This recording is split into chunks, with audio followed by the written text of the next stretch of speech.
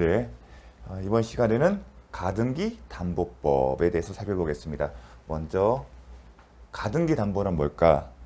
이제 이론적으로 강학상 이렇게 봅니다. 채권을 담보할 목적으로, 채권 담보 목적으로 채권자와 채무자 사이에서 채무자 소유 또는 제3자 소유의 부동산을 목적물로 하는 대물 변제 예약 또는 매매 예약을 하고, 아울러 채권자가 가장 장차 가질 수 있는 소유권 이전 등기 청구권을 보존하기 위한 가등기를 하는 방법으로 채권을 담보한다.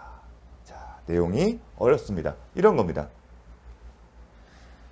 자, 갑이 주택을 소유하고 있어요. 그런데 이 주택에 돈이 필요해요. 돈이 필요해요. 돈이 필요해요. 근데 돈을 누구한테 빌리겠죠? 누구한테 빌리냐? 을한테 돈을 빌립니다. 통상적으로는 돈을 빌렸을 때 담보로 저당권을 설정하면 좋겠죠. 그런데 특별한 사정이 있었어요. 그래서 저당권을 설정으로 방법으로는 돈을 빌릴 수가 없는데 을이 돈을 빌려주겠다고 선뜻 나섰어요. 그런데 을이 원하는 건 이 목적이 이거예요.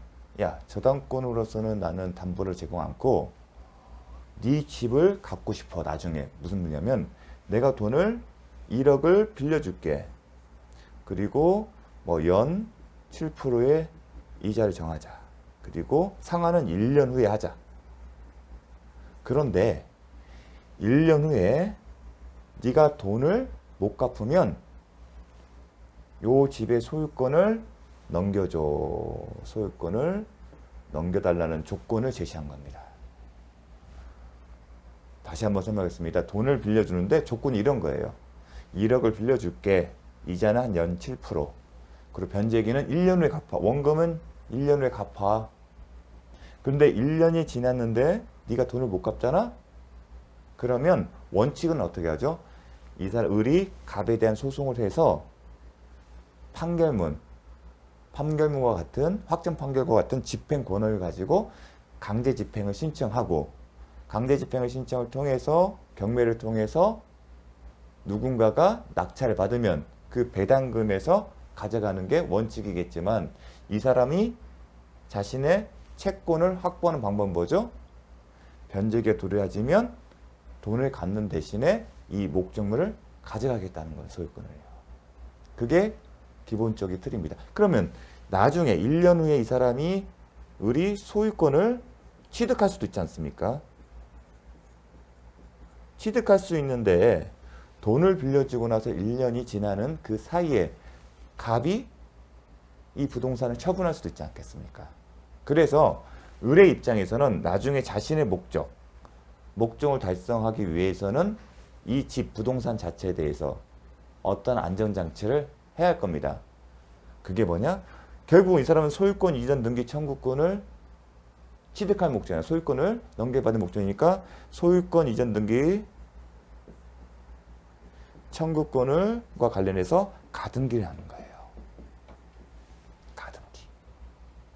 소유권. 왜냐하면 자신의 목적, 1년 후에 이 사람이 돈을 갚지 않으면 소유권을 넘겨받으니까 그 목적 달성을 위해서는 안전장치는 가등기예요. 그래야만이 본인이 목적 달성하기 이전에 갑의 처분에 따른 목적 달성의 위험을 회피할 수 있는 거죠. 왜냐하면 갑은 처분할 수 있으니까. 그래서 가등기를 하는 거예요. 다만 이 가등기의 대부분의 소유권 이전 등기 가등기의 원인은 매매 예약이나 대물 변제 예약이 될 겁니다. 이게 기본적인 틀이었어요. 근데 언뜻 보게 되면 합리적일 수 있겠죠. 돈을 대신 못 갚으니까 이 집을 준다. 합리적입니다. 또 필요성이 있을 거고요. 근데 경우에 따라서는 문제점이 발생할 수 있겠죠. 어떤 거냐? 이 사람이 돈을 못 갚아, 1억을 못 갚아서 을에게 이 집의 소유권을 넘겨주는 것이 합리적일 수도 있는데, 경우에 따라서는 넘겨준 건 상관이 없는데 이 가액이 넘겨줬을 때 가액이 뭐 10억이다 9억이다 하게 되면 갑의 입장에서는 부당한 거죠. 즉 을이 폭리행위를 취하는 결과가 초래될 수가 있는 겁니다. 이 가등기 담보 등에 관한 법률이 제정되기 전에는 을의 입장에서 대부분 대부업자들이었어요. 전문적으로 돈을 빌려주는 사람들이고, 대부업자뿐만 아니라 대법에 돈을 대는 사람들, 나라에 신고도 하지 않고, 그래서 폭리행위 취하는 경우가 많았었어요. 그러니까 폭리행위가 생기니까, 그리고 법에 대한 지식이 없기 때문에 자기가 폭리행위의 피해자라는 것도 모르는 경우도 많았어요. 그런 어떤 사회의 나쁜 점들, 불편한 현실들을 개선하기 위해서 가등기 담보 등에 관한 법률이 생긴 겁니다. 그런데 가장 좋은 것은 가등기 담보를 인정하지 않는 거겠죠. 하지만 가등기 담보도 현실의 필요성이 있다는 점을 먼저 주목한 다음에 가등기 담보권을 인정하는 전제에서 이 폭리행위를 방지하는 방안에 대해서 살펴보게 된 겁니다. 그러면 이 폭리행위를 방지하는 방법은 뭐냐면, 을은 자신에게 정당한 금원만 받는 것입니다. 이 집을 통해서. 그 말도 뭐냐면, 을이 갑에 주택에 대한 소유권을 넘겨받을 때 평가를 해서 본인의 권리보다 더 많은 금액을 갖지 못하게 하는 겁니다. 만약에 1억이고 연 7%니까 700만 원이라면 이 집을 기준을 10억으로 잡았을 때 을은 이 금액 상당의 부동산만 취득한다는 겁니다. 그 얘기는 뭐냐면, 일단 이 집을 가져오는데 계산을 해보니까 너는 1억 700, 대략적으로 1억 1000이라고 할게요. 실행비용도 있으니까 1억 1000만 원에 초과하는 부분에 대해서는 돌려주라는 얘기입니다. 그 방안을 생각하는 겁니다. 이 사람 갖고 왔는데 10억이다. 그러면 1억 1000이야. 채권액은. 그러면 8억 9천을 초과해서 폭리하는 거지 않습니까? 그러면 이 사람이 가져가되 8억 9천을 돌려주면 폭리가 방지되는 거 아닐까? 그 생각을 하는 겁니다. 그렇게 함으로써, 그러면 을이 폭리행위를 방지함으로써 갑이 보호되는 방안은 결국은 이 8억 9천을 돌려받게 하는 겁니다. 그 방안을 생각하는 겁니다. 그 방안이 이제 가담법이 추구하는 독특한 제도입니다. 그게 뭐라고 하냐면 청산 절차라고 합니다. 이 청산 절차를 반드시 거치게 한다. 그거는 을의 폭리행위를 방지하게 하는 겁니다. 그런 의미가 있는 거죠. 이 청산 절차는 구체적으로 보겠지만 담보권 실행을 통지를 하고, 청산 기간이 경과하고, 청산 기간이 종료된 이후에 청산을 거친 다음에 소유권 이전 등기를 거치는 과정을 거칩니다. 따라서 가담법은 이 청산 절차를 가장 핵심 포인트가 되겠죠. 그 결과 청산 절차를 거치지 않고 을이 소유권의 이전 등기를 격려하게 되면 이 등기는 외관상 등기가 격려됐다 하더라도 효력이 없게 되는 겁니다. 즉, 이 청산 절차가 포인트가 되는 겁니다. 그래서 시험도 이 청산 절차에 대해서 묻는 게 주가 될 겁니다. 또 하나 포인트는 뭐냐면, 이런 어떤 입법의 배경은 아시겠죠? 돈을 빌려주고 을이 폭리행위를 취하는 것을 막기 위한 겁니다. 따라서 가등기 담보 등에 관한 법률은 또 이슈가 하나가 있어요. 어느 경우에 적용되는지가 합니다. 보통 강학상 용어로 가등기 담보법의 적용 범위, 가등기 담보법의 이제 적용 범위가 하나 이슈가 되는데, 가등기 적용 범위 기억하십시오.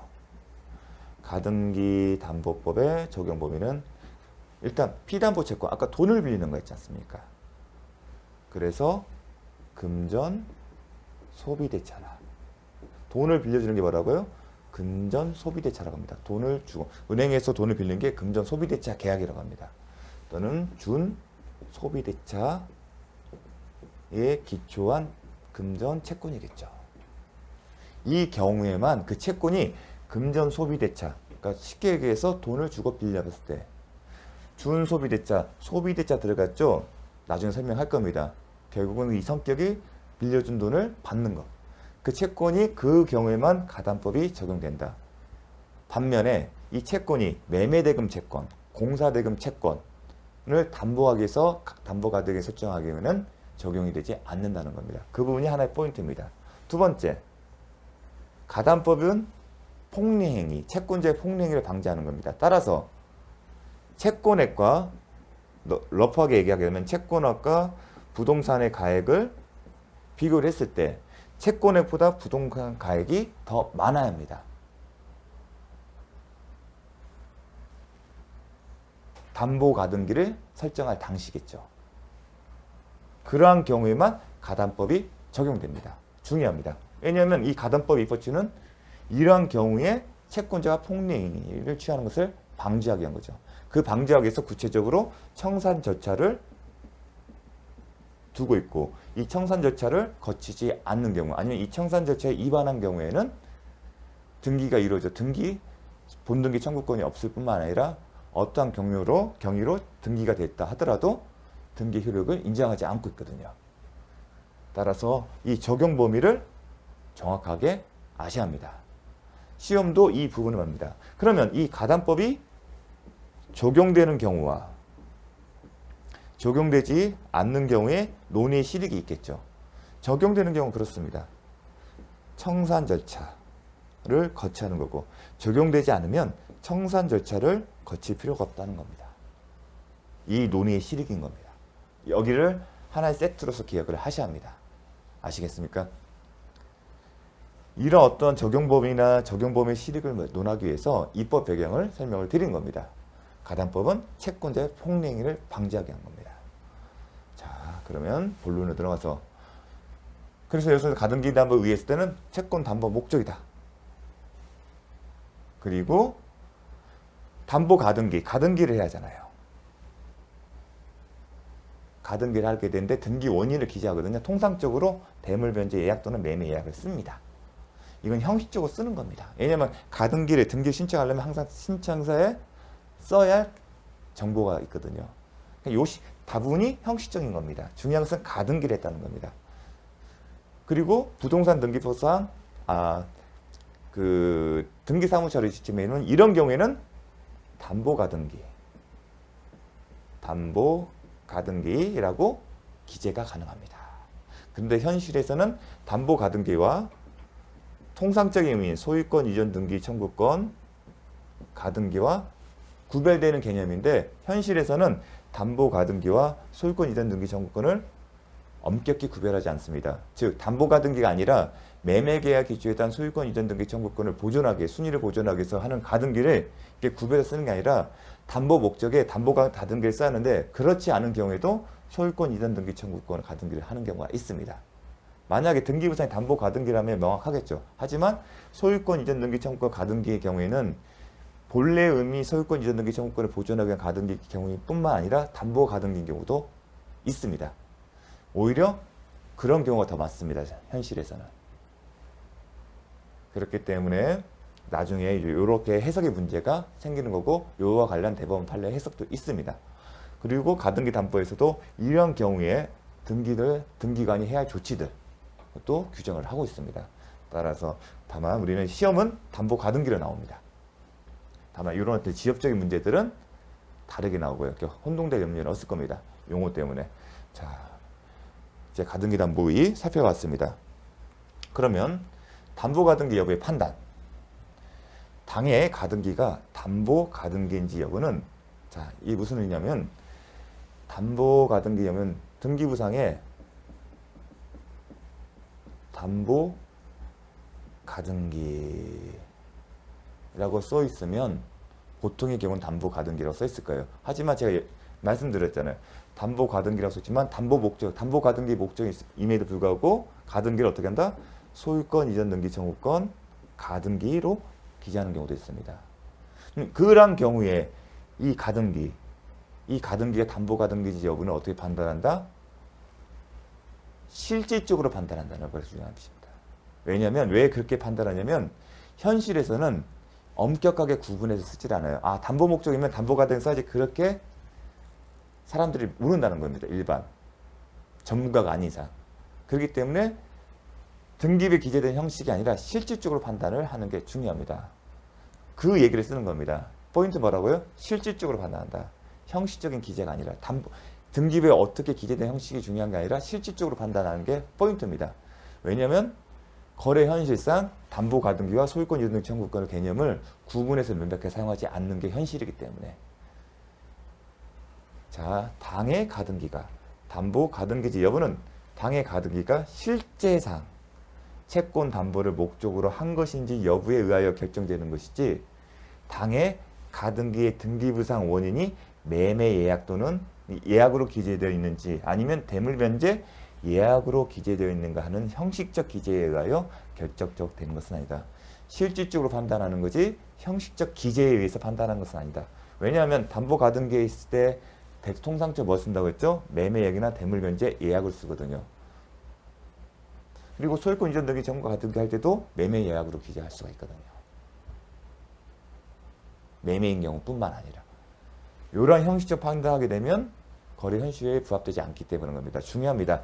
제가 계속 부연 설명하는 이유는 출제된 바가 있기 때문에 그런 것입니다. 그리고 이러한 어떤 것 때문에 경매 실무에서 어려운 거예요. 자, 출제 지문이 이렇습니다. 가등기가 담보 가등기인지 여부는 거래 실질과 당사자의 의사 해석에 따라 결정된다. 가등기가 담보 가등기인지 여부는 등기부상 표시를 결정한다. 이게 아니다. 형식적 이게 뭐라고 나왔죠? 아까는 형식적 기재에 따라 등기부상 보시니까 이게 형식적 기재를 보고 하는 게 아니라 실질적으로 판단하는 겁니다. 자, 중요했습니다. 자, 가등기 담보권 설정. 가등기 담보권 설정자는 채무자 이외에 제3자도 이해한다. 여러분 저당권을 생각하시면 돼요. 저당권자가 있고 채권자가 있죠. 보통 저당권 쓰면 저당권에 제공된 부동산이 있죠.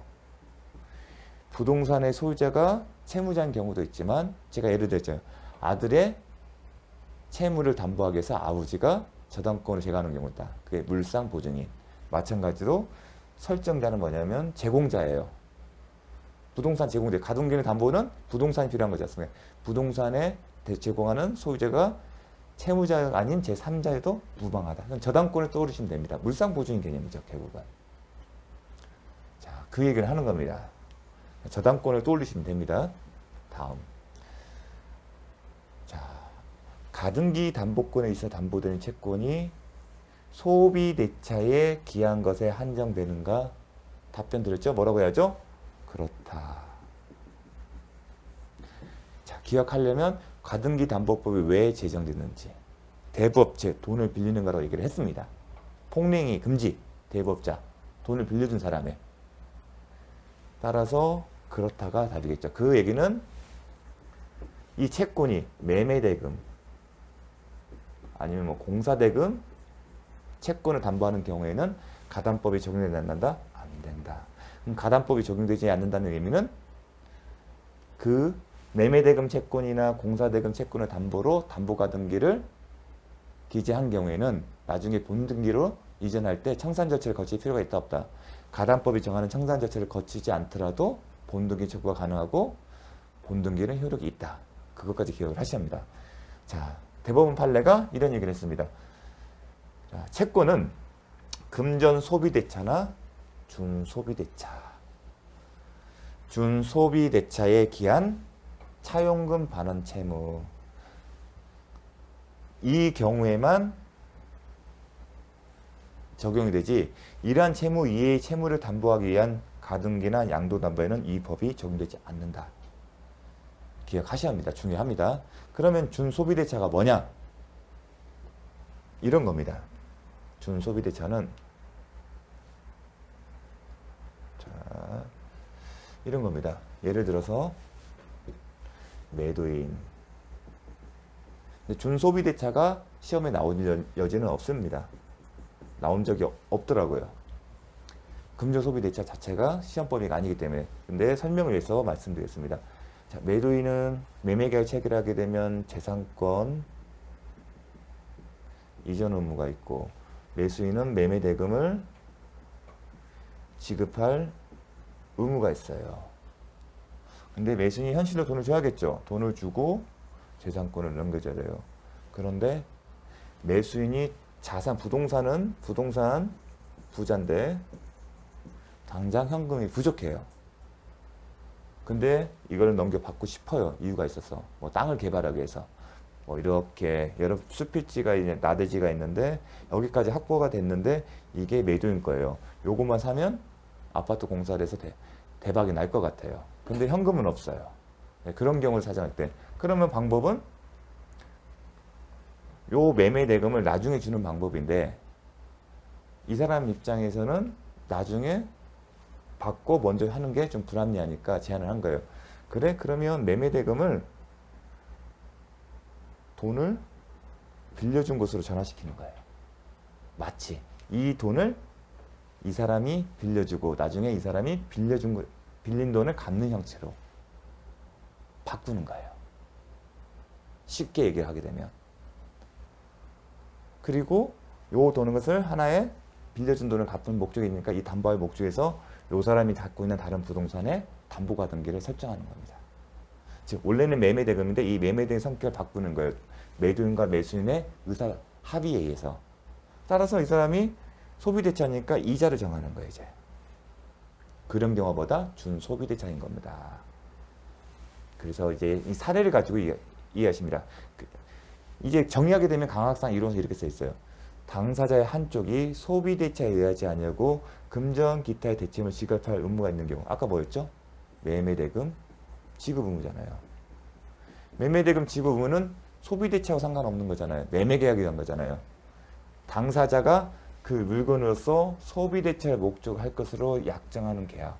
당사자 합의에서 이것을 돈을 빌려준 곳으로 변환시킨 거. 그게 준소비대차다. 결국은 성격은 뭐냐면 결국은 소비대차로 바꿨다는 겁니다. 그러한 경우에는 금전 소비대차와 똑같이 취급합니다. 근데 준이라 붙인 것은 본래는 소비대차가 아니잖아요. 하지만 당사자 의사표시에서 바꾼 거잖아요. 그래서 소비대차에 준한다. 그런 겁니다. 민법 제605조입니다. 매매대금을 차금으로 바뀌는 경우.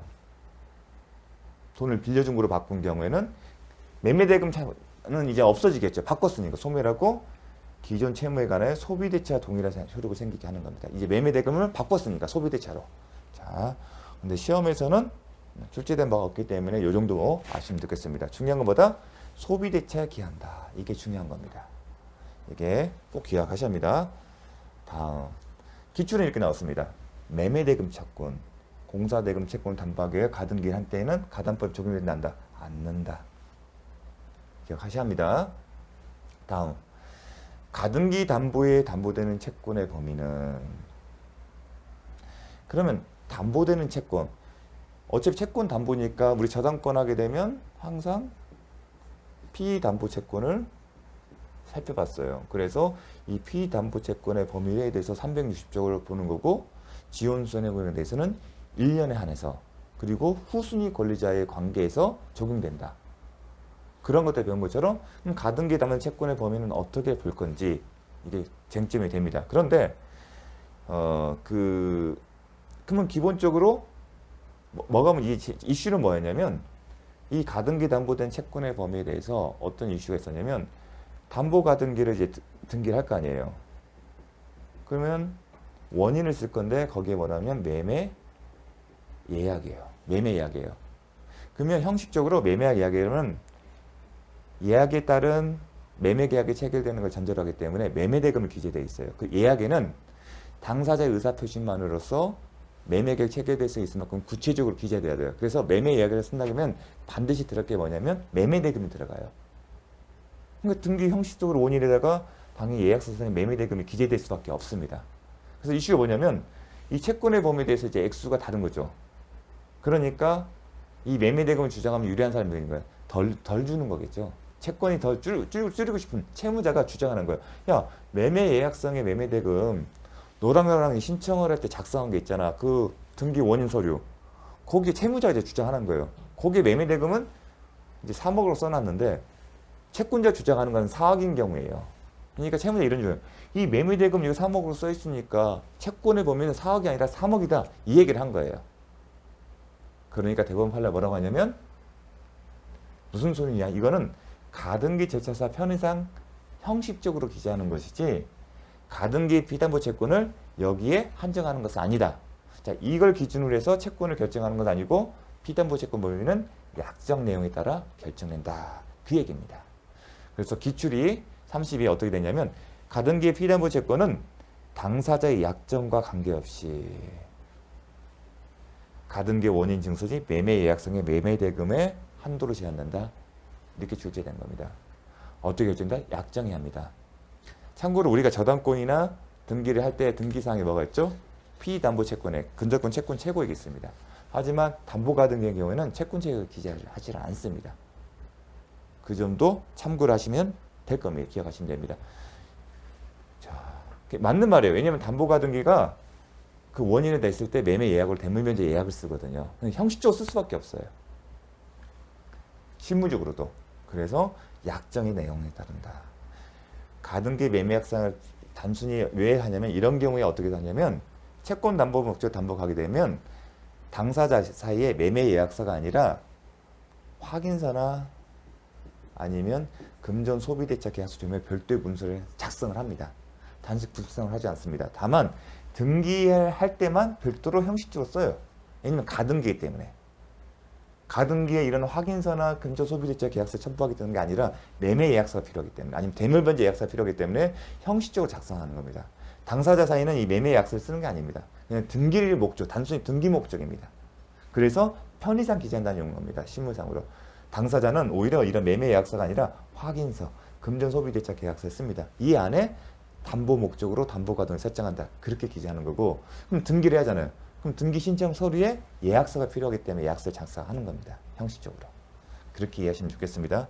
자, 잘 기억하시고 최근에 출제됐기 때문에 좀 설명을 드렸습니다. 자, 이 법은 예약 당시의 가액이 차용액과 이에 붙은 이자를 합산한 액수를 초과하는 경우에 적용한다. 가담법 제1조 이렇게 써 있어요. 이 목적이 뭐냐면 폭행을 방지하는 거다. 그렇다면 예약 당시 예약 당시면 결국은 가등기 신청 당시겠죠. 가등기 하려면 매매 예약이나 대물면제 예약하기 때문에 그 당시에 가액이 차용액과 이에 붙인 이자를 원금과 이자를 합산한 초과하는 경우에 적용된다. 그래서 지문은 이렇게 나옵니다. 출제 지문은 가등기 담보당 예약 당시 시가가 그 피담보 참여액에 미달하는 경우에는 청산금 평가의 통지를 할 필요가 없다. 자, 이건 이제 이렇게 이 지문 자체가 좋은 게 뭐냐면 저희가 배우는 내용입니다. 먼저 가담법이 적용되는지 여부를 보자는 겁니다. 그러면 항상 시가가 피담보 참여액보다 높은 경우에 적용돼요. 근데 이 경우는 어때요? 미달하는 경우예요. 미달하는 경우. 이 용어 자체를 이제 해석을 못하면 안 됩니다. 이 경우는 어떻게 되죠? 미달한다는 얘기는 피담보 채무액이 더 많다는 얘기예요. 근데 가담법이 그러게 미달하는 경우 가담법이 적용됩니까 안 됩니까? 적용이 안 되겠죠. 적용이 되려면 시가가 더 많아야겠죠. 근데 미달한다는 얘기는 시가보다는 피담보 채무액이 더 많다는 겁니다. 그러면 가담법이 적용이 안 돼요. 그러면 실익은 뭐라 했죠? 청산 절차를 거칠 필요가 없다. 그 실익이죠. 그 얘기는 뭐예요? 경우는 청산금, 근데 청산 절차 안에 뭐가 있냐면 실행 통지가 있어요. 그리고 청산 기간, 나중에 이걸 암기를 하셔야 합니다. 그 청산 소유권 취득이 있는데 이 실행 통지에 뭐냐면 청산금 평가액의 통지가 있어요. 이 안에. 그러니까 이 얘기는 청산금 평가 통지를 할 필요가 없다는 얘기는 실행 통지를 할 필요가 없다는 얘기고 궁극적으로 청산 절차를 거치지 않아도 된다. 그 얘기를 하는 겁니다. 청산 절차 안에 청산금 평가액을 통지 절차가 있거든요. 나중에 배울 겁니다. 그 실익을 기억하셔야 합니다. 계속 적용 범위와 관련해서 그 실익과 이게 이제 괜찮은 문제인 거죠. 실익을 논하는 거기 때문에 청산 절차를 거칠 필요가 없다. 근데 청산 절차 안에가 청산금 평가 통지거든요. 이게 제일 중요하거든요. 요 내용이 자 이해하시겠죠? 정확하게 기억하셔야 합니다. 다음, 자 가등기 담보권 하나의 권리이기 때문에 일종의 담보 물권이기 때문에 양도성을 가진다. 그러니까 가등기 담보도 하나의 권리이기 때문에 제3자에게 처분할 수 있다. 그 의미입니다. 가등기 담보권자는 특별한 사정에 한한 가등기 담보권을 피담보채권과 함께 제3자에게 양도할 수 있다. 함께 기억하셔야죠. 대신 함께겠죠. 일종의 담보를 묶게 되면 부종성과 수반성을 기억합니다. 부종성, 수반성 이제 담보채권과 분리하여 가등기 담보권만을 처분을 할 수는 없겠죠. 저당권 생각하십니다. 가등기 담보권은 담보라는 부분에 포인트를 두고 저당권과 비슷한 성격이 있다고 생각하시면 됩니다. 그래서 양도성의 문제도 저당권과 비슷하게 생각하시면 됩니다. 그렇게 하시면 연상하시면서 답을 푸시면 됩니다. 다음, 가등기 담보권의 실행. 가등기 담보권의 실행에는 우리가 지금 계속 어떤 얘기를 하고 있냐면 가장 청산 절차를 얘기하게 되면서 권리 취득에 의한 법에는 지금 제가 제 권리 취득에 의한 실행을 계속 얘기하고 있었어요. 그런데 가등기 담보법에는 이거 외에도 경매에 의한 실행을 정하고 있습니다. 근데 경매에 의한 실행은 가등기 담보의 담보가등이 설정한 목적과 부합이 안 돼요. 왜냐하면 경매에 의한 실행 얘기는 저당권에서 실행하게 되면 채권자가 낙찰 받는 경우는 거의 없겠죠. 제3자가 낙찰 받을 수 있는 거죠. 즉 담보가등을 있잖아요. 내가 나중에 이 돈을 벌겠다는 이 부동산으로서의 소유권을 가져오겠다는 목적은 경매에 의한 실행과 잘 맞질 않아요. 취지에. 담보가등을 설정하는 채권자의 목적은 하나예요. 나중에 돈 안 갚으면 얘가 내 부동산을 가져오겠다. 근데 경매는 그게 아니잖아요. 그러니까 대표적인 것은 권리취득의 실행입니다. 그러니까 경매인데 그럼에도 불구하고 가등기 담보법에는 경우에 따라서는 이 방법이 아니라 내가 갖기 싫어. 종부세 내기 싫기 때문에 정권이 바뀌어서 다주택자에게 세금이 중과세이기 때문에 굳이 취득하는 것보다는 경매가 낫겠다. 유리한 경우는 그런 경우에 이제 생각을 하시면 됩니다. 경매 실행이기 때문에 이거는 저당권에 의한 기초한 경매와 똑같이 동일하게 취급하면 됩니다. 왜냐하면 이런 경우에는 담보가등기는 저당권으로 보기 때문에. 다만 이제 시험은 권리취득에 의한 실행. 왜냐면 이게 담보가등기의 활용의 목적과 부합되겠네. 그러면 권리취득의 실행이 뭐냐면 두 가지로 나눠요. 기속정산과 처분정산이 있어요. 기속정산과 처분정산이 있어요. 근데 기속정산과 처분정산의 차점이 이겁니다. 자, 채권자가 갑이고 채무자가 을이에요. 그러면 을의 소유의 부동산에 대해서 담보가등을 설정했다면 기속정산은 을에서 등기부상 소유권이 갑으로 바뀌는 거예요. 근데 처분정산은 을에서 갑으로 해놓고 제3자에게 처분해서 그 대금으로 하겠다는 겁니다. 근데 처분정산은 인정이 안 돼요. 가등기 담보법상 뭐만 인정된다? 기속청산만. 아시겠죠? 그걸 먼저 기억을 해 주십시오. 그래서 권리취득에 의한 실행은 뭐다? 기속청산. 채권자가 소유권을 넘겨받는다는 겁니다. 근데 처분청산은 인정되지 않는다. 요것만 인정되고 처분청산, 요건 기억하셔야 합니다. 처분청산 개념이 됐죠? 채권자 앞으로 해놓고 그걸 매각한 다음에 그 매각됨을 가지고서 자신의 채권에 변제하고 나머지는 돌려주겠다는 겁니다. 하지만 우리가 가담법은 기속청산만 인정합니다. 그래서 권리취득에 의한 실행은 뭐다? 기속청산이다. 자, 정리를 하게 되면 가등기 담보법에서 담보과 채권자가 자신의 권리를 실행하는 방법은 두 가지가 있다 보다 권리취득에 의한 실행과 경매에 의한 실행이 있다. 경매에 의한 실행은 저당권에 기치한 임의 경매와